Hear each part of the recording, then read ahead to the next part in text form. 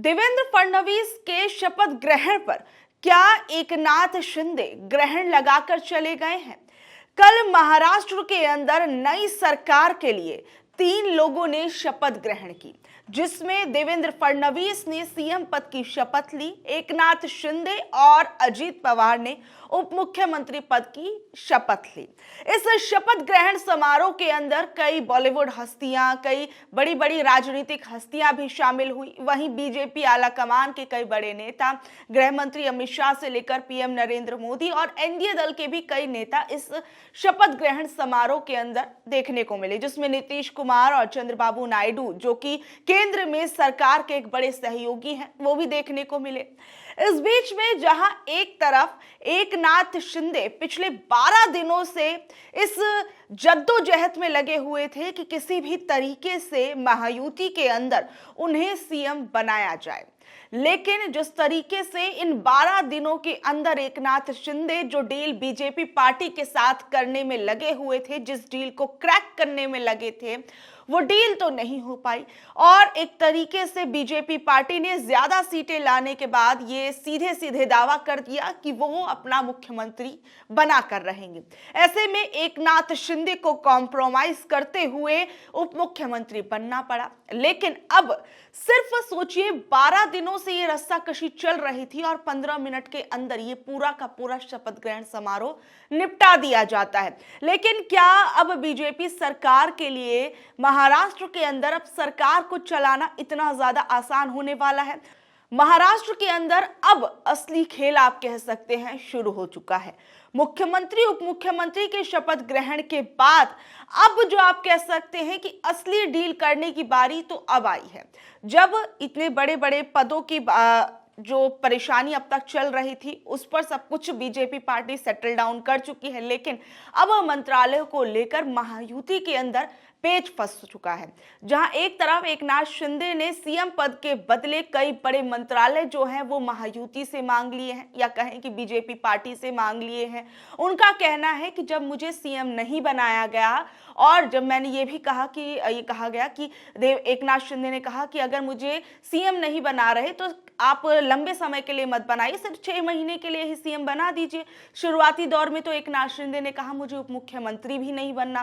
कहा गया कि उनके बेटे बनेंगे, तो उनके बेटे ने भी ये साफ कर दिया कि वो उप मुख्यमंत्री नहीं बनने वाले हैं। इससे अच्छा तो फिर वो केंद्र के अंदर कोई बड़ा मंत्रालय ले लेते, तो उन्होंने कहा वो नहीं बनने वाले। और एकनाथ शिंदे की जब शपथ ग्रहण में पहुंचने को लेकर भी कई कयास लगाए गए कि वो शपथ लेंगे नहीं लेंगे। जिस तरीके से इन्विटेशन कार्ड के अंदर से कहा गया कि उनका नाम ही गायब हो गया, उसके बाद और भी ज्यादा राजनीतिक हलकों के अंदर चर्चा होने लगी। जिस तरीके से एकनाथ शिंदे ने अब सीएम पद से खुद को अलग कर लिया, वहीं अब इसके बदले में उन्होंने कई बड़े मंत्रालय मांगे, जिसमें सबसे बड़ा मंत्रालय जो है वो गृह विभाग का है।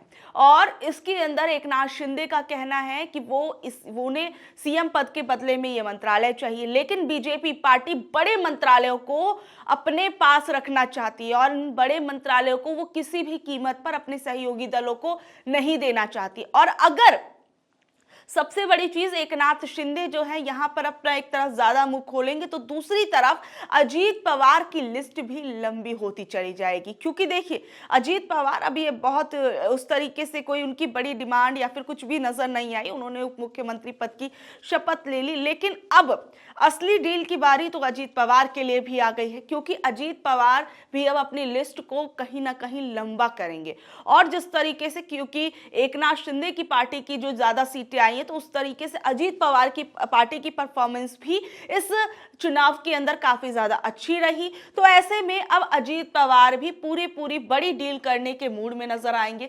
और अब देखिए, अजीत पवार जो है वो किस तरीके से अब वो भी अपनी लिस्ट को लगातार बढ़ाते चले जाएंगे। ऐसे में एकनाथ शिंदे जो पहले से ही बीजेपी का सरदर्द बन गए थे बीजेपी पार्टी के लिए एकनाथ शिंदे के कई बयान सरदर्द बन गए थे, तो अब ऐसे में अजीत पवार की पार्टी और एकनाथ शिंदे की पार्टी, इन दोनों के साथ बीजेपी कैसे डील करती है, उन बड़े मंत्रालयों का बंटवारा कैसे करती है। दरअसल देखिए, बीजेपी ने ये साफ कर दिया कि महायुति में उसके पास 132 सीटें हैं और शिंदे के पास 57। ऐसे में बड़ा भाई यानी बिग बॉस तो बीजेपी रहेगी। फडणवीस और शिंदे के बीच चली इस फाइट के बीच अजीत पवार ने भी अपनी डिमांड की लिस्ट धीरे धीरे लंबी कर डाली है। उनके पास भी 41 सीटों का दम है और साथ ही में कुल मिलाकर तीनों दलों में डिमांड का दौर ऐसा चल रहा है कि इसका कोई सोल्यूशन नहीं निकल पा रहा है। वैसे शिंदे भी इस विवाद के दौरान लगातार कहते रहे, जो पीएम मोदी कहेंगे और अमित शाह कहेंगे हम वैसा ही वो ही फाइनल करेंगे, लेकिन डिमांड से समझौता करते हुए कोई भी नजर नहीं आ रहा है। क्योंकि देखिए, सबसे बड़ी चीज ये है कि जिस तरीके से इस पूरे के पूरे शपथ ग्रहण के अंदर एक धूमधाम होनी चाहिए थी, महायुति की जो बम्पर जीत हुई है, इस बम्पर जीत के बाद तो एक अलग शपथ ग्रहण समारोह के अंदर एक खुशी और जोश देखने को मिलनी चाहिए थी, लेकिन जिस तरीके से एक निरस्ता के साथ ये शपथ ग्रहण समारोह हुआ, उसके बाद अब ये साफ हो गया है कि कोई भी इस डील में घाटे का सौदा करने के लिए कोई भी तैयार नहीं है। इस बीच में जिस तरीके से महायुति के अंदर महासंकट का अंडर करंट दिख रहा है, उसमें ये उम्मीद थी कि पूरा का पूरा महामंत्री मंडल शपथ लेगा, लेकिन सिर्फ 3 शपथ हुई। एक देवेंद्र फडणवीस जिसमें उन्होंने सीएम पद की शपथ ली, दूसरे एकनाथ शिंदे जिन्होंने डिप्टी सीएम की शपथ ली और तीसरे अजीत पवार जिन्होंने डिप्टी सीएम की शपथ ली। महाराष्ट्र की 288 सीटों वाली विधानसभा में महायुति को 230 सीटों के साथ बम्पर जीत मिली, लेकिन शपथ ग्रहण के समारोह को देखकर ऐसा लगा मानो कोई हारा दल शपथ के कार्यक्रम में शामिल होने आया है। देवेंद्र फडणवीस के शपथ ग्रहण समारोह के रंग में शिंदे ने ऐसा भंग डाल दिया है कि अब बीजेपी को ये बात लगभग साफ हो गई है कि महाराष्ट्र में महायुति की सरकार चलाना उसके लिए बेहद कठिन हो जाएगा। और सबसे बड़ी चीज अब आप ये भी देखिए कि किस तरीके से अब एकनाथ शिंदे ने जब सीएम पद के लिए अपने बैक स्टेप्स ले लिए हैं, तो क्या अब वो मंत्रालयों के लिए फ्रंट फुट पर आकर लड़ाई नहीं लड़ेंगे? क्या अब पूरी एक तरीके से महायुति के अंदर वो ठसक नहीं दिखाएंगे? क्योंकि हम सभी जानते हैं, ये बात बहुत ज़्यादा बीजेपी के लिए कही जाती है कि बीजेपी पार्टी कहीं ना कहीं अपना दबदबा अपनी सरकार बनाने के बाद अपने सहयोगी दलों को किस तरीके से किनारे लगा देती है। तो बीजेपी पार्टी में रहते हुए कहीं ना कहीं एकनाथ शिंदे को भी इस बात का डर सताएगा कि कहीं उसकी पार्टी का अस्तित्व संकट में ना आ जाए। दूसरी ओर अगर ये कहा जाए कि अगर एकनाथ शिंदे भी इस महायुति से अलग भी हो जाते हैं, तो अजीत पवार के सहारे बीजेपी पार्टी सरकार बनाए रखेगी। तो क्या अजीत पवार उस कंडीशन के अंदर भी महायुति के अंदर बड़ी बड़ी डील्स जो है वो बीजेपी पार्टी के सामने नहीं रखेंगे? क्योंकि बीजेपी पार्टी ने भले ही सीटें ज्यादा जीती हों, लेकिन बहुमत तो उसके पास भी नहीं है। और सबसे बड़ी चीज, अब ऐसे भी फिर वो अजीत पवार को कैसे झेलेगी, अजीत पवार के साथ कैसे डील करेगी? तो ये जिस तरीके से एक तरीके से अलग अलग जो महाराष्ट्र की राजनीति में हर जगह कोई ना कोई खबर जो है वो पक रही है और बहुत सी चीजें जो है वो सामने आ रही हैं, लेकिन जो महायुति के अंदर जो गुप्त डील, गुप्त मीटिंग्स हो रही हैं, वो कहीं ना कहीं बीजेपी पार्टी के लिए सबसे बड़ा सरदर्द बन रही होंगी।